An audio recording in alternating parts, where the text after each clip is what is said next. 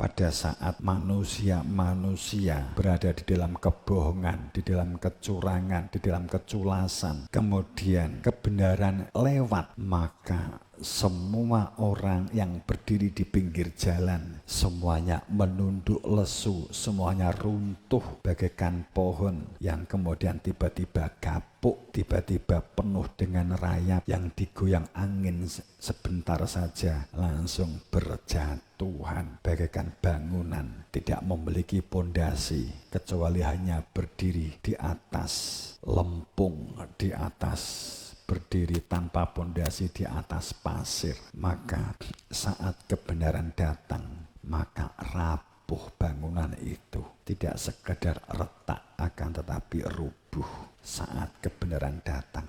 Saat kebenaran dianggap tidak akan pernah datang, merasa kokoh, maka memperkuat eksistensinya, memperkuat sistem ilusinya, sehingga konsep tentang surga, neraka, konsep tentang dogma, tentang doktrin, tentang indoktrinasi yang dilakukan generasi ke generasi subur berkembang, sehingga menjadi budaya tanpa akar kebenaran, menjadi budaya tanpa akar keimanan, menjadi budaya tanpa dengan akar fakta kebenaran iman, budaya tanpa iman dalam persaksian, kecuali hanya kepercayaan, pasti runtuh, pasti terkapar saat kebenaran diungkap. Jika kita berada di nuansa kebohongan, kamu bisa merasakan kita menjadi orang yang rapuh. Jika hidup kamu berada di dalam pijakan bohong,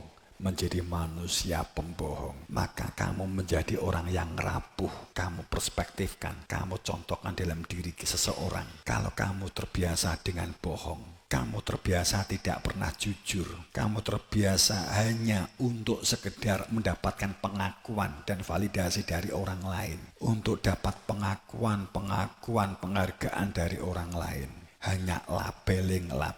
Pada saat kebenaran itu nampak di depan kamu, maka kamu akan rapuh, minder, bingung, judek, ragu terhadap diri kamu sendiri. Itu bisa kamu perspektifkan. Jika seseorang itu terbiasa berdiri di atas kebohongan, maka orang itu mentalnya pasti rapuh. Semakin kamu berada di dalam kejujuran, semakin kamu berada di dalam kebenaran, semakin kamu mengenali dirimu dengan sebaik-baiknya, maka kamu semakin kokoh. Karena kamu tidak lagi memerlukan validasi dan pengakuan orang lain. Kamu cukup dalam kesadaran dirimu sendiri. Jika kamu masih menuntut pengakuan orang lain, masih menuntut validasi orang lain, berarti kamu belum mengenal dirimu dengan yang sebenar-benarnya. Ini untuk menjadi kaca. Musuhmu kamu pandang bukan sebagai musuh, tapi pandanglah sebagai cermin kehidupanmu. Dunia bukan sebagai lahan perang, tapi sebagai taman belajar saat kamu mengenal dirimu dengan baik.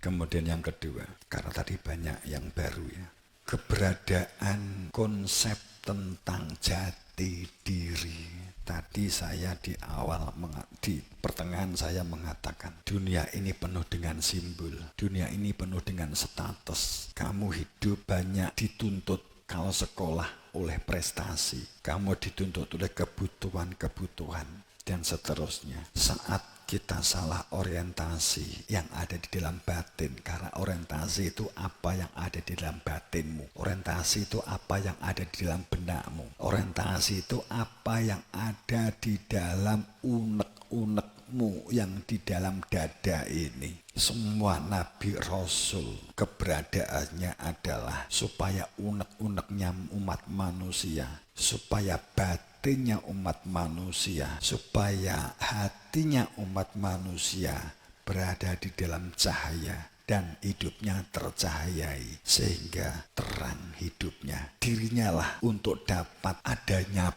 benih yang dapat dinyalakan, yang dapat menghidupi dirimu. Saat benih ini tumbuh, maka akan menggerakkan akalmu, akan menggerakkan potensimu, akan menggerakkan dengan meningkatkan upamanya budidaya, skill, keterampilan, tapi digerakkan dari dalam, kemudian keluar wujudnya. Keluar wujudnya adalah realitas, realisasi, pemberdayaan dan budidaya dari dalam keluar, bukan dari luar ke dalam. Saat kamu berjalan di dalam gelap, kemudian ada cahaya di sampingmu, sehingga kamu berjalan karena senter, karena cahaya dari luar, tapi kamu mengira mendapatkan cahaya, kemudian bangga dengan cahaya itu. Itulah material, itulah dunia.